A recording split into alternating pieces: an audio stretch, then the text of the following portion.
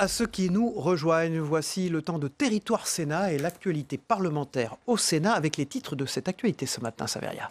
Bonjour à tous. Coup d'envoi aujourd'hui de la loi santé au Sénat, un texte sur lequel les sénateurs comptent bien imprimer leur marque, notamment en ce qui concerne l'organisation territoriale de la santé et les futurs hôpitaux de proximité.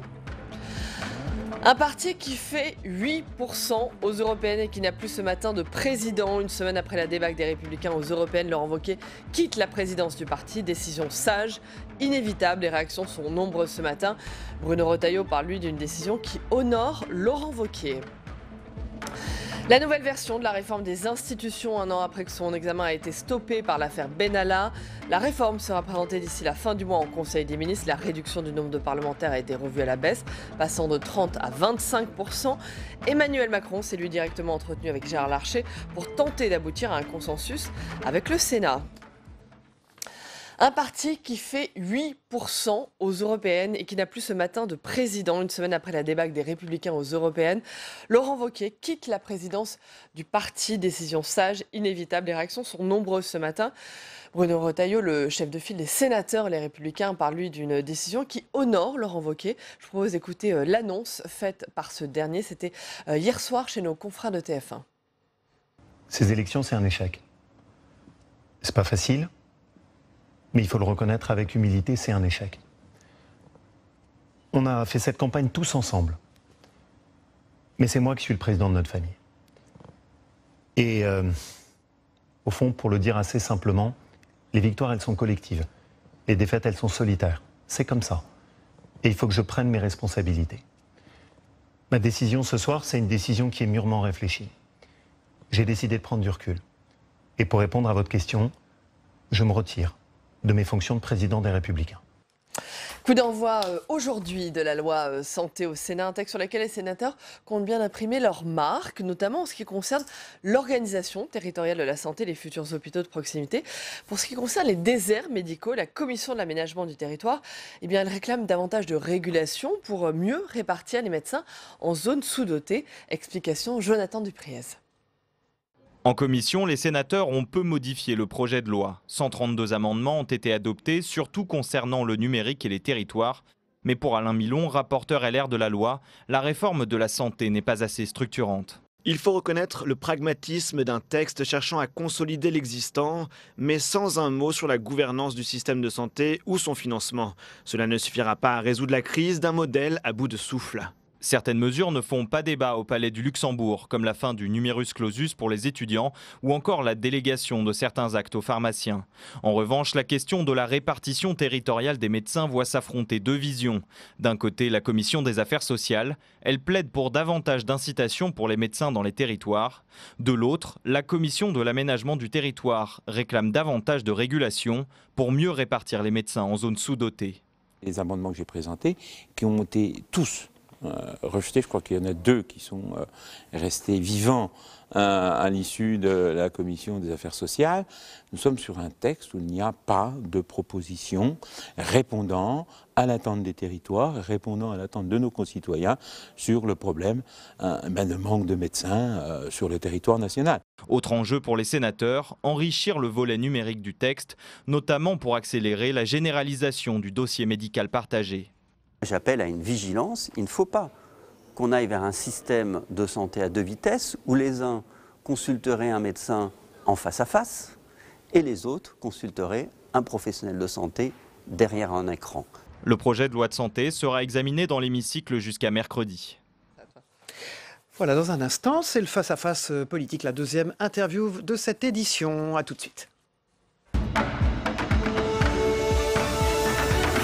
Bonjour Raymond Vall, sénateur RDSE du Gers, et merci d'être avec nous ce matin sur ce plateau en direct. Bonjour, merci à vous. Bonjour Raymond Vall, merci d'être là. On va bien sûr parler avec vous de cette loi santé, la réforme de la santé qui est examinée au Sénat à partir de cet après-midi.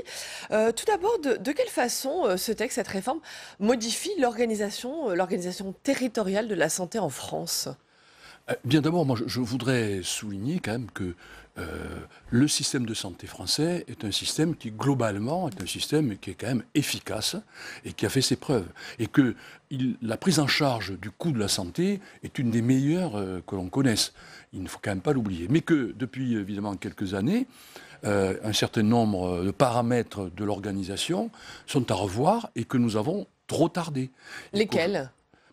Par exemple, évidemment, le problème du changement de la société et du fait que les jeunes médecins qui arrivent maintenant et qui s'installent ne veulent plus travailler comme les prédécesseurs qui ont eu des vies qui ont été des vies vraiment formidables, mais d'un investissement au-delà du raisonnable parfois. Vous voulez dire que la charge aujourd'hui est trop importante ? Mais oui, parce qu'elle se complète par une charge administrative importante et que, évidemment, les patients, aujourd'hui, ont aussi une espérance de vie plus importante et que, par conséquent, tout ça fait que la charge de médecin, en tout cas dans les territoires ruraux ou périurbains, est une vie difficile. Ils ne souhaitent plus ne pas pouvoir vivre une vie normale de couple.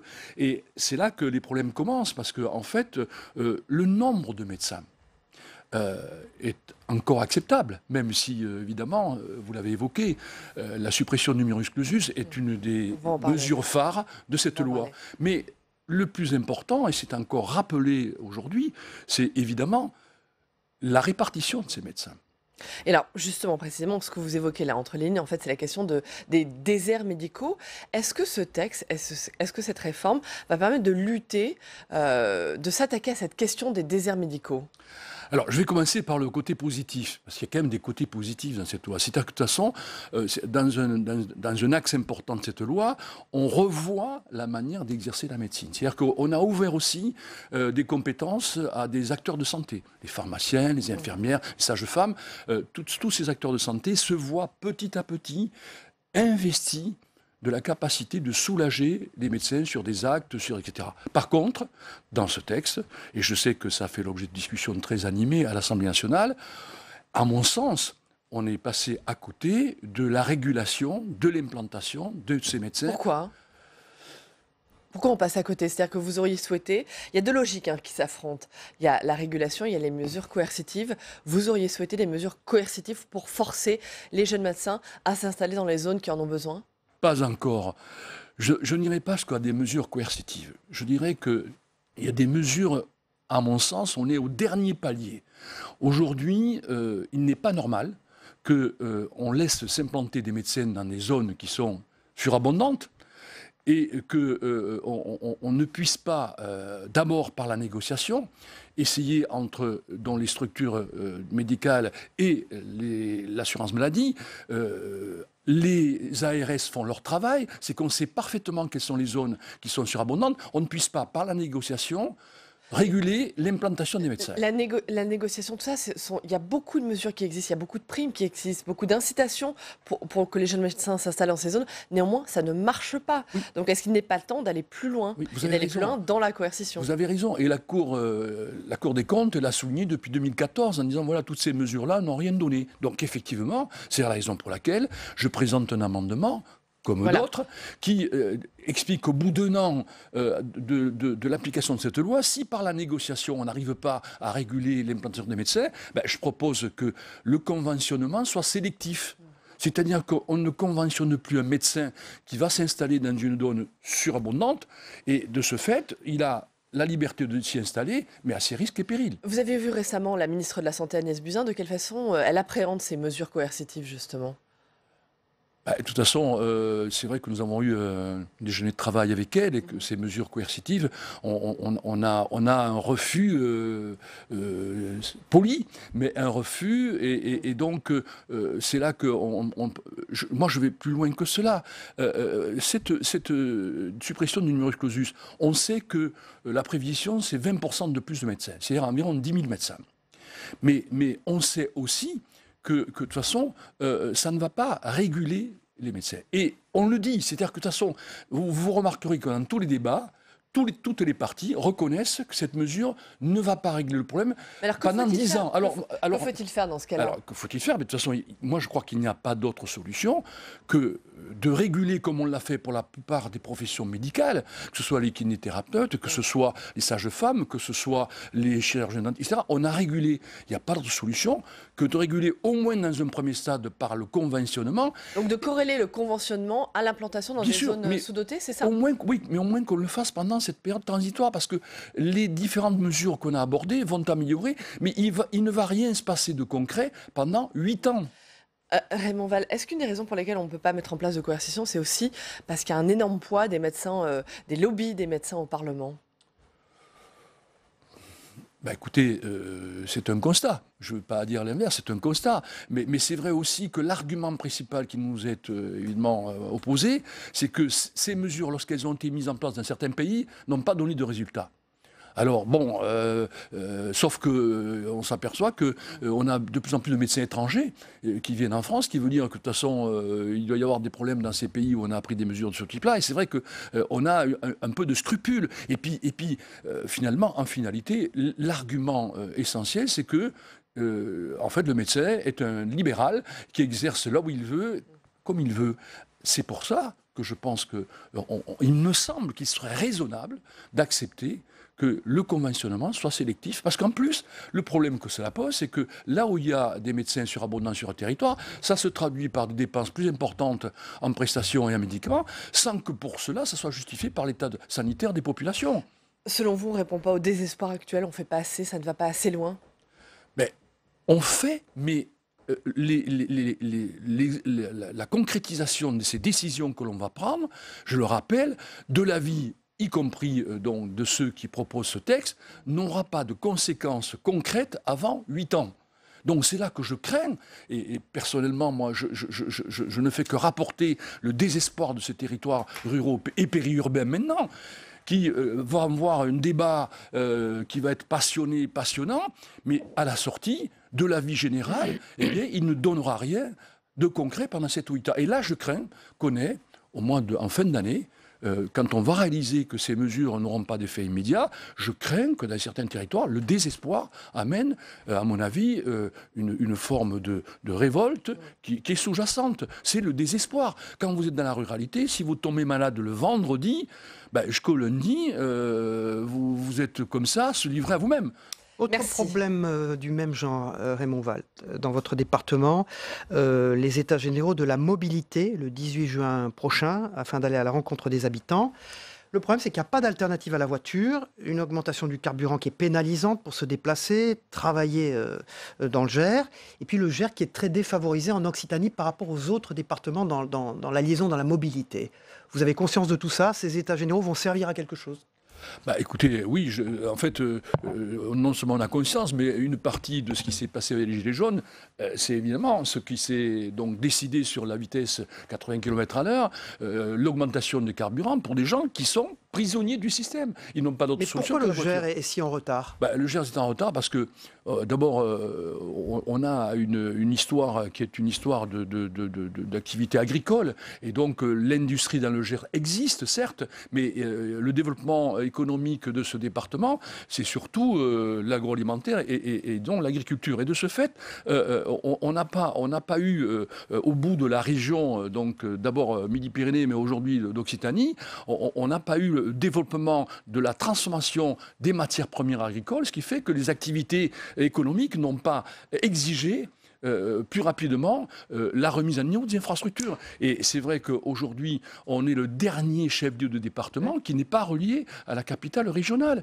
On n'a plus qu'une voie ferrée de transport fret dans le département. Et c'est vrai que celle qui existe, l'autre voie ferrée de passagers, évidemment, elle est dépassée parce qu'elle ne correspond plus à la demande du département. Merci Raymond Vall. On se bat. Sénateur du Gers, RDSE, un bien beau département. Merci beaucoup Raymond Vall. Alors nous venons de l'évoquer, la loi santé. Un des points discutés de cette loi, c'est le maintien ou non de l'obstétrique dans les futurs hôpitaux de proximité. Reportage à la maternité du Blanc, dans l'Indre. Une maternité qui a fermé en octobre dernier après la fusion de l'hôpital avec celui de Châteauroux. C'est un reportage de Samia Dechir.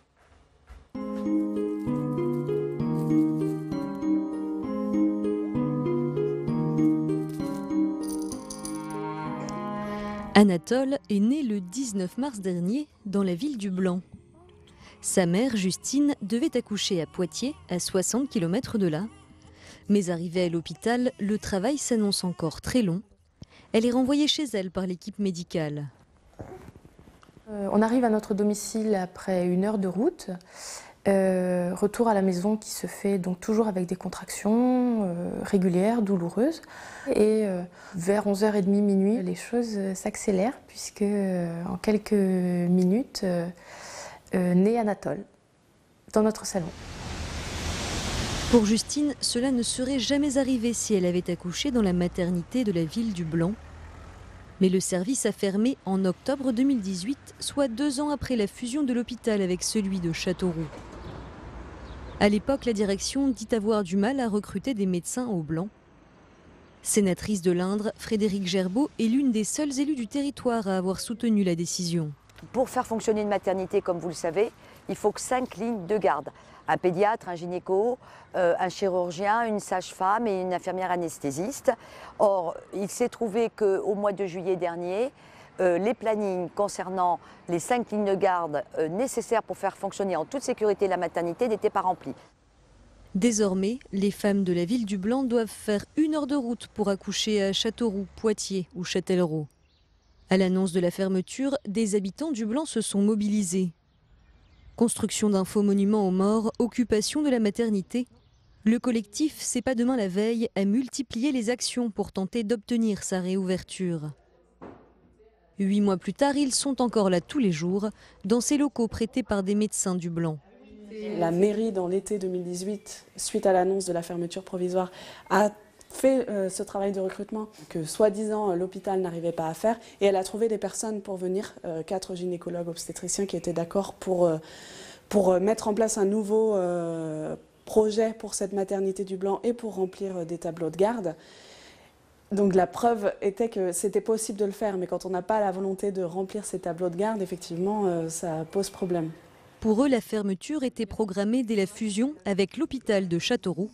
Le recrutement n'aurait été qu'un prétexte. Ce qui n'est pas juste, c'est qu'on dit des mensonges pour fermer cette maternité.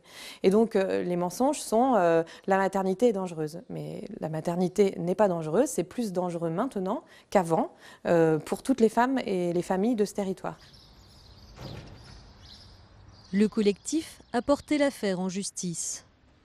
Plus qu'une maternité, c'est l'ensemble des services publics qu'ils craignent de voir disparaître. Voilà, et maintenant nous allons tenter de vous éclairer sur la situation en politique. On reçoit dans un instant Mireille Wimberg pour l'œil 2. À tout de suite. Voilà. Bonjour, sur la Mireille Wimberg. santé, paraît-il. Bonjour. Bonjour. Et merci Bonjour. d'être là ce matin. On va continuer avec vous de parler de cette fameuse la santé, des maternités qui ferment, des services d'obstétrique qui feront non partie de ces futurs hôpitaux de proximité. Mais tout d'abord, pour qu'on comprenne bien, de quelle façon ce texte modifie l'organisation territoriale de la santé dans notre pays ? Aujourd'hui, on n'a pas suffisamment de médecins sur le territoire, on ne peut pas en fabriquer en 1 minute. Un médecin, ça se fabrique en 10 ans. Donc on a un vrai problème. Donc on se dit, on va plutôt travailler sur l'organisation. On va les faire travailler beaucoup plus ensemble, tous les professionnels de santé, pas que les médecins d'ailleurs. Et donc on va demander aux professionnels de santé d'adhérer à des genres de réseaux. Et on va leur donner, donc dedans il y aura des médecins, des infirmières, des kinés, tout un tas de spécialités médicales. Et on va leur dire, voilà, vous avez la responsabilité d'une population, vous avez 100 000 habitants dans votre bassin de population et vous devez vous occuper de ces gens-là.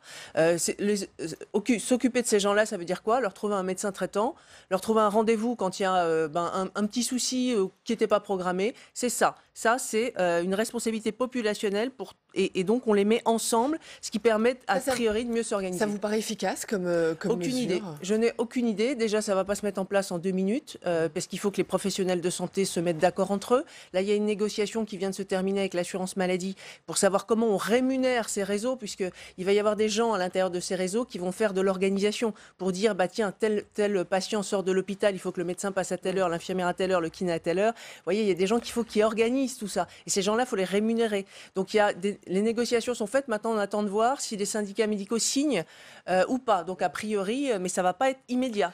L'autre mesure importante du texte, c'est la création des futurs hôpitaux de proximité. Oui. Et ça, on le sait, c'est un des grands points d'achoppement entre Agnès Buzyn, la ministre de la Santé et la majorité présidentielle, qui ont refusé d'autoriser l'obstétrique, justement. On vient de voir ce reportage sur une maternité.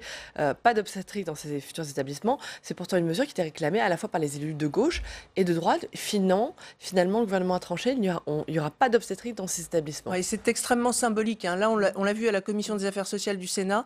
Des gens ont essayé de réintroduire ça n'a pas fonctionné. On verra ce qui se passe dans l'hémicycle. À tous les coups, des sénateurs vont demander à ce que l'obstétrique soit maintenue. Pourquoi c'est si important ? Je ne sais pas. Pour les élus locaux, c'est quelque chose d'essentiel de pouvoir dire on fait des accouchements près de chez soi. C'est quelque chose de... Enfin, vous voyez, c'est un peu irraisonné, l'obstétrique. Et en face, la ministre répond sécurité avant tout. C'est pas possible. En fait, les petits hôpitaux font 300 à 400 accouchements par an.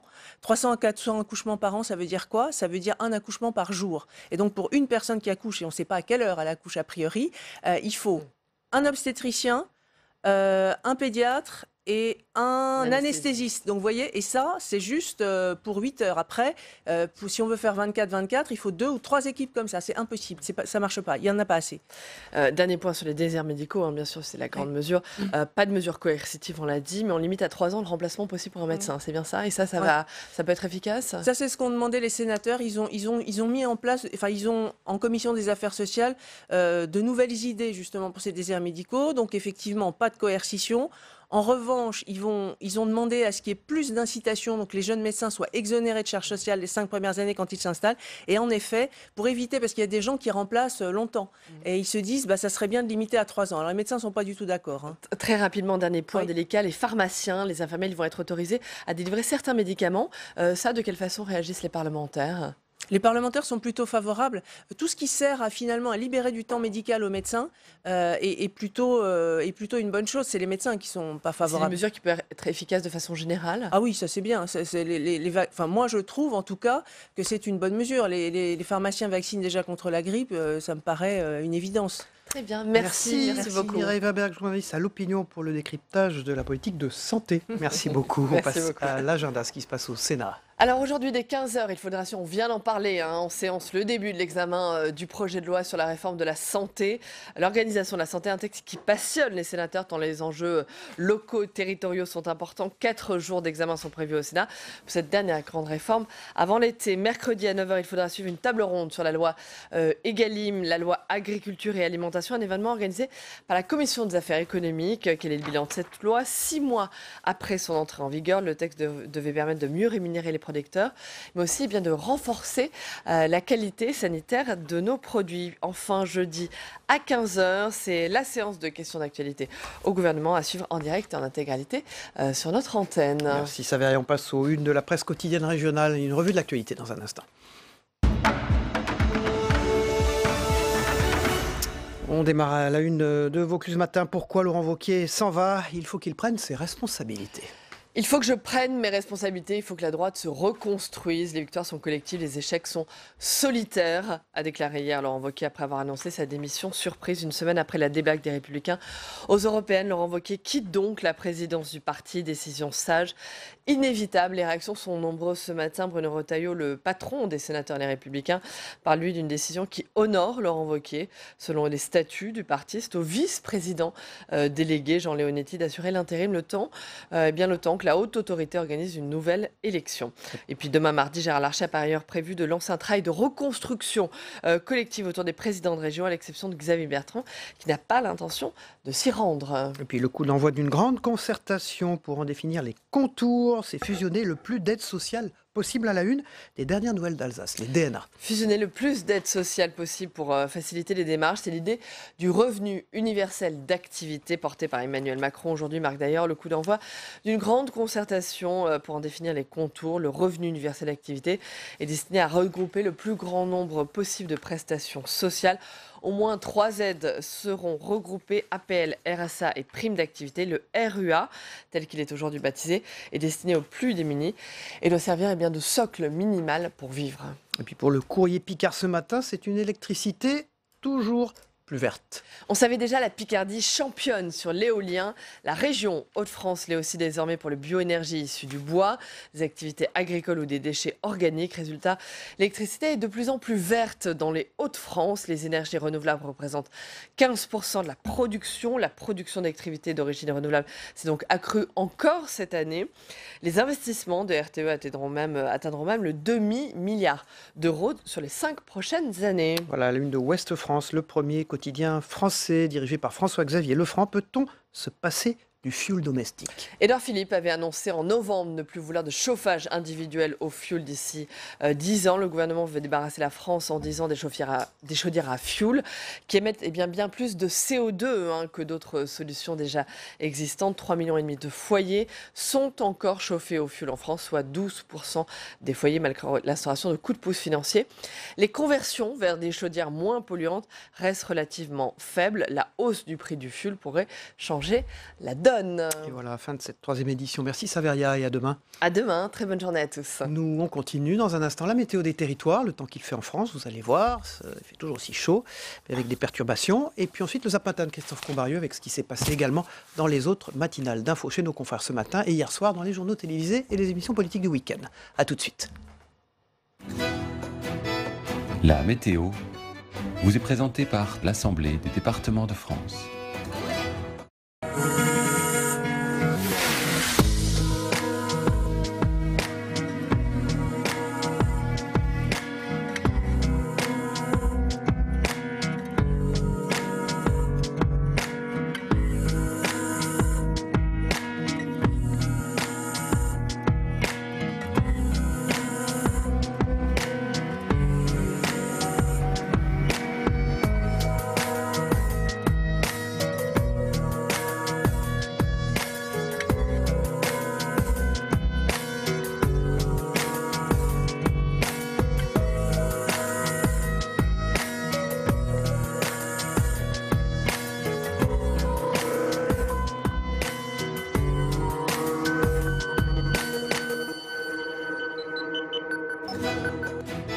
C'était la météo avec l'Assemblée des départements de France.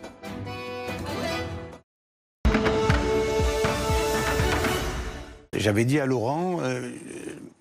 Bellamy ne fera pas l'affaire. Et la difficulté que tu fais, c'est que si jamais tu prends une claque, ce qui a été le cas, ça sera ta faute, ta responsabilité, on te chargera, et s'il réussit, c'est lui qui va dire qu'il a réussi grâce à lui. Est-ce que vous considérez qu'il doit démissionner? Mais ça, c'est pas mon sujet. Je veux dire, c'est le sujet des Républicains. Je suis pas là pour dire qu'il doit être à la tête. En tout cas, ce qui est sûr. Est-ce que vous le feriez à sa place? Ce qui est sûr, je suis pas à sa place. Donc.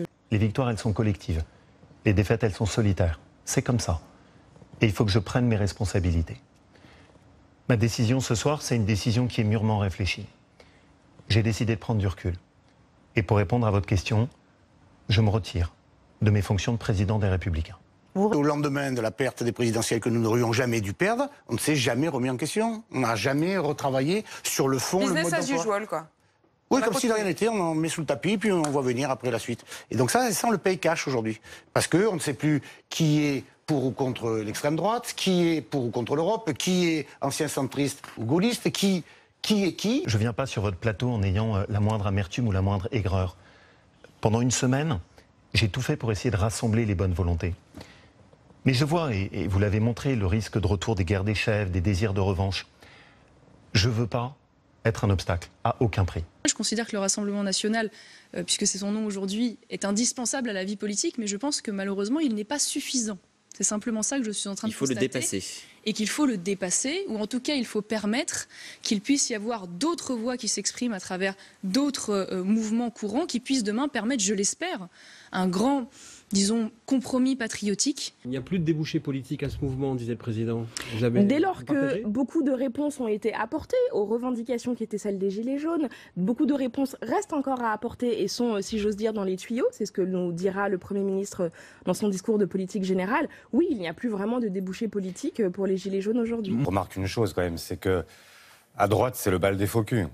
Parce que il y a 15 jours, ils étaient tous à célébrer l'effet Bellamy, tous considérant qu'il était l'homme de la situation, et 15 jours plus tard, les voilà à s'acharner.